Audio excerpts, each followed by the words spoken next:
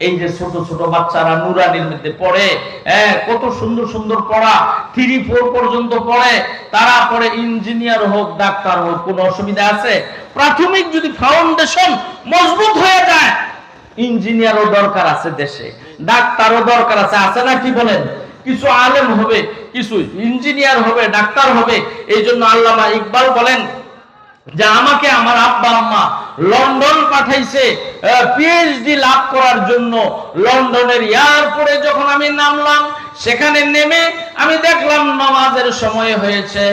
লন্ডনের এয়ারপোর্টে আমি আজান দিয়ে আমি নামাজ পড়েছি, কেননা আমার আব্বা আম্মা আমাকে ছোটবেলায় দিন শিখাইছে, কোরআন শিখাইছে, নামাজ শিখাইছে।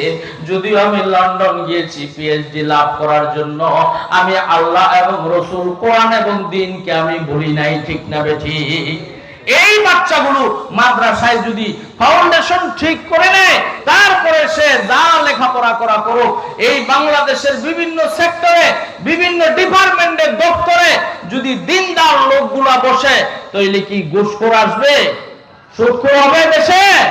এগুলো থেকে বাঁচবেন। আমাদের হাবিবুল্লাহ মেজবাহ রহমাতুল্লাহ আলাইহি বলতেন যে যারা ফকির মানুষ, দরিদ্র মানুষের কাছে দরিদ্রতার কারণে 10 টাকা 5 টাকা চায়, এটা কোনো দর্শনীয় না। এটা কোনো দর্শনীয়? কি বলেন? ফকির দরিদ্র মানুষ 5-10 টাকা চাইতেই পারে, কিন্তু এই বেচারা বড় শিক্ষিত জেন্টলম্যান, সে সরকারি বড় চাকরি করে, এসি তার অফিস, তার কুর্সি সিংহাসন বড় মজবুত, সে এত বড় পাওয়ারি লোক এসির ভিতরে থাকে, কিন্তু তারপরেও তার সামনে থেকে ফাইলটা চলে না তাকে ঘুষ না দিলে। ঠিক না বেঠিক? এই গ্রামের মানুষ কত কষ্ট, গরিব মানুষ গরু বিক্রি করে, জমি বিক্রি করে, হাঁস মুরগির ডিম, ধান চাউল বিক্রি করে এই কষ্টের টাকা নিয়ে ওই বেচারারে দেয়। দিলে পরে সে আস্তে আস্তে ফাইলটা সামনের দিকে অগ্রসর করে। তাইলে হাবিবুল্লাহ মেজবাহ রহমাতুল্লাহ আলাইহি বলতেন যে 10-5 টাকা ফকিররা চাওয়া এটা কোনো দূষণীয় না, এটা চাইতেই পারে, সে দরিদ্র। কিন্তু এত বড় এসির ভিতরে থেকে এত ধনী মানুষ, তারপরও গ্রামের সেই মূর্খ গরিব মানুষের কাছ থেকে কষ্টের টাকা, ঘুষের টাকা নিয়ে এইভাবে কাজ করা, সে তো তারে তো শুধু ফকির বললে হবে না, সে হইল একটা বেহায়া ফকির, সে একটা নির্লজ্জ ফকির। ঠিক না বেটি? সে শুধু ফকির না, সে হলো একটা নির্লজ্জ ফকির, তার লজ্জা নাই। লজ্জা থাকলে এইভাবে গ্রামের গরিব মানুষের কাছ থেকে কষ্টের টাকা সে দিত না। ঠিক না বেটি? আল্লাহু আকবার। কোন দিকে যাব? কথা বলার তো শেষ নাই। আল্লাহু আকবার, আল্লাহু আকবার। এই জন্য দিনের যে দুর্গ আছে, এই দিনের যে ক্যান্টনমেন্ট, এই মাদ্রাসাগুলো, এখান থেকে হাফেজ তৈয়ার হয়, আলেম তৈয়ার হয়। এই হাফেজ আলেম যারা তৈয়ার করবে, যারা নিজেরা হাফেজ হবে, এরা কোরআনের হেফাজতকারী। যারা হাফেজ, যারা কারি, যারা আলেম, দেশকে হেফাজত করার জন্য বিভিন্ন বাহিনী আছে, আসেনি? কি বলেন? দেশ হেফাজত করার জন্য নৌবাহিনী আছে, বিমান বাহিনী আছে, আর্মি আছে, বিডিআর আছে, পুলিশ আছে, বিভিন্ন বাহিনী এই দেশকে হেফাজত করে, রক্ষণাবেক্ষণা করে, বর্ডার গার্ড আছে। ঠিক তেমনি ভাবে আল্লাহর এই কোরআনকে হেফাজত করার জন্য আল্লাহ তাআলা বিভিন্ন বাহিনী সেট করে রেখেছেন।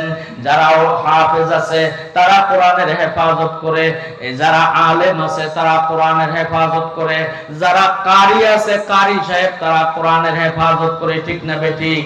যারা এই মাদ্রাসা প্রতিষ্ঠা করেছে তারা কোরআনের হেফাজত করে, যারা জমি দান করেছেন তারা কোরআনের হেফাজত করে, যারা এই কমিটি আছে, সভাপতি, সেক্রেটারি, কমিটির সদস্যবৃন্দ, এলাকার সমাজের বিভিন্ন মানুষ, সকলেই মাদ্রাসাকে হেফাজত করে। চান্দা দিয়া, টাকা দিয়া, পয়সা দিয়া, বুদ্ধি দিয়া, পরামর্শ দিয়া, ছাত্রদেরকে জাগির রেখে এই মাদ্রাসাকে হেফাজত করে কোরআনের হাফেজ বানায়, আলেম বানায়, তারাও ওই কোরআনের হেফাজতকারী হবে। ঠিক না বেঠি? বাহারে আলমে হুসনস দিলু জাতা জমিদার, বরং আসহাবে সুরতরা বাবু আরবাবে মানারা। এই মাদ্রাসার সাথে যদি সম্পর্ক রাখি, মহব্বত রাখি, ভালোবাসা রাখি, এই ভালোবাসায় মহব্বতে আমাকে একদিন আপনাকে জান্নাতে পৌঁছায় দিবেন। ঠিক না বেঠিক? শুনিদম কে দররোজে উমিদ বিম বদারা বনে কা ববশদ করিম। ময়দানে মাশরে অনেক বদকারদেরকে আল্লাহ তাআলা নেককারদের উসিলায় পার করায় দিবে। সেই দিন ইয়াউমা ইয়াফিরুল মারউ মিন আখিহি ওয়া উম্মিহি ওয়া আবিহি ওয়া সাহিবাতিহি ওয়া বানি।